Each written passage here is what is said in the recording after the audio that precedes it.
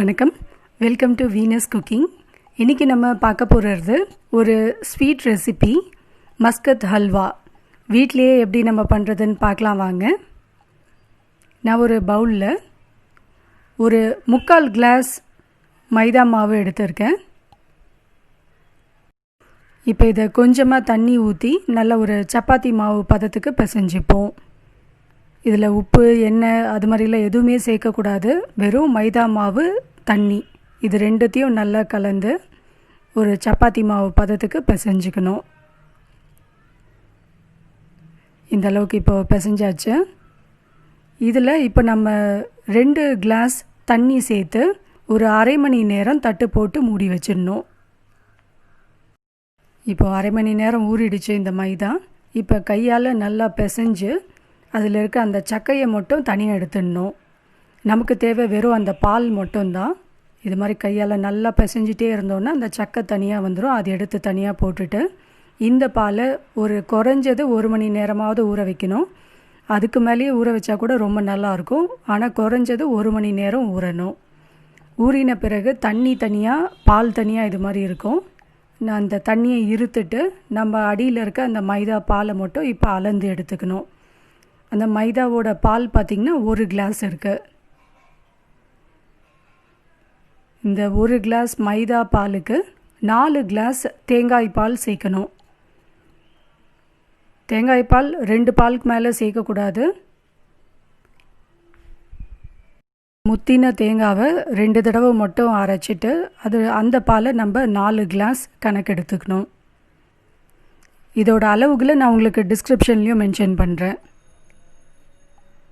இப்போது மைதா பாலும் தேங்காய் பாலும் சேர்த்துட்டோம். சர்க்கரை இப்போது 1.5 கிளாஸ் நான் அளந்து வச்சுருக்கேன். இதில் 1.25 கிளாஸ் மட்டும் இப்போது சேர்த்துக்கலாம். ஒரு 1/4 கிளாஸ் சர்க்கரையை மட்டும் நான் கேரமல் பண்ணுறதுக்காக தனியாக எடுத்து வச்சிடுறேன். இப்போ அடுப்பை ஆன் பண்ணிவிட்டு நல்லா ஒரு தடவை கிளறி விட்டுடுவோம்.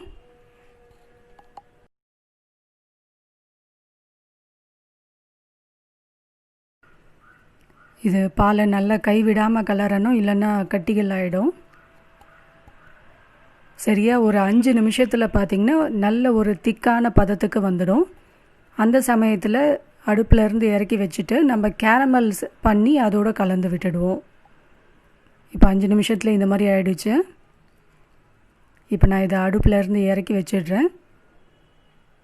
கேரமல் பண்ணிவிட்டு இது கூட கலக்க போகிறேன். கேரமல் பண்ணுறதுக்கு நம்ம மிச்சம் வச்சுருக்க அந்த சர்க்கரையை சேர்த்துடுவோம். இதை நல்ல லோ ஃப்ளேம்லேயே வச்சோன்னா இது மாதிரி நல்லா கரைஞ்சிடும். கேரமலோட கலரும் ரொம்ப மாறக்கூடாது. ஒரு கோல்டன் ப்ரௌன் கலரில் இருக்கும்போதே எடுத்து அதோடு சேர்த்துடணும். கேரமல் கலர் மாறிடுச்சுன்னா அதுக்கப்புறமா கசக்க ஆரம்பிச்சிடும், டேஸ்ட்டே மாறிடும். அதனால் கேரமல் கலரை மட்டும் கரெக்டாக இருக்க மாதிரி பார்த்துக்கோங்க. இது மாதிரி கோல்டன் எல்லோவில் இருக்கணும். அதே மாதிரி ஒரு 2 ஸ்பூன் சர்க்கரை போட்டு கேரமல் பண்ணாலே போதும். நிறைய சர்க்கரை போட்டும் கேரமல் சேர்க்கக்கூடாது, அப்புறம் ரொம்ப ஹார்டாகிடும் அல்வா. இப்போ இது போட்டு நல்லா கிளறிட்டோன்னா அல்வாவுக்கு கலர் கொடுக்கறது இந்த கேரமல் தான்.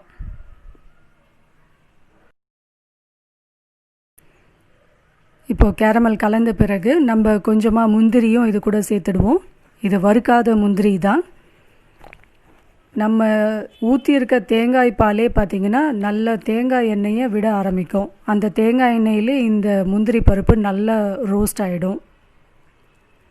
அதனால் பச்சையாகவே முந்திரியை சேர்த்துடலாம். இப்போ கரெக்டாக ஒரு 20 நிமிஷம் ஆகிருக்கு. அல்வா இந்த அளவுக்கு வந்திருக்கு. இது இன்னும் நல்லா சுருண்டு வதங்கணும். கடாயில் ஒட்டாமல் நல்லா வரணும். அது இல்லாமல் இந்த அல்வா கண்டிப்பாக நீங்கள் நான்ஸ்டிக்கில் தான் பண்ணணும். கடாயில் இல்லை வேறு ஏதாவது பாத்திரத்தில் பண்ணிங்கன்னா கண்டிப்பாக அடி பிடிச்சிடும். நான்ஸ்டிக்கில் பண்ணிங்கன்னா தான் உங்களுக்கு ஈஸியாக இருக்கும். இப்போ சரியாக 45 நிமிஷம் ஆகிருக்கு. இப்போ அல்வா இந்த அளவுக்கு வந்திருக்கு. இதிலேருந்து தேங்காய் எண்ணெய் இப்போது தனியாக வர ஆரம்பிச்சிருக்கு. 45 நிமிஷத்துக்கு மேலே இது வைக்கக்கூடாது. அதுக்கப்புறமா கருகி போயிடும். அல்வா மொத்தமாகவே வீணாக போயிடும். அதனால் 45 நிமிஷம் தான் இதுக்கு கணக்கு. இப்போ அடுப்பு ஆஃப் பண்ணிடலாம். நம்ம ரொம்ப டேஸ்டியான மஸ்கத் ஹல்வா ரெடி ஆகிடுச்சு. இதே மாதிரியும் நம்ம சர்வ் பண்ணலாம். அப்படி இல்லைன்னா ஒரு ட்ரேயில் ஊற்றி இதை கட் பண்ணி பீசஸாகவும் நம்ம சர்வ் பண்ணலாம். ரொம்ப டேஸ்டியான ரெசிபி. கண்டிப்பாக வீட்டில் ட்ரை பண்ணி பாருங்கள். தேங்க்யூ.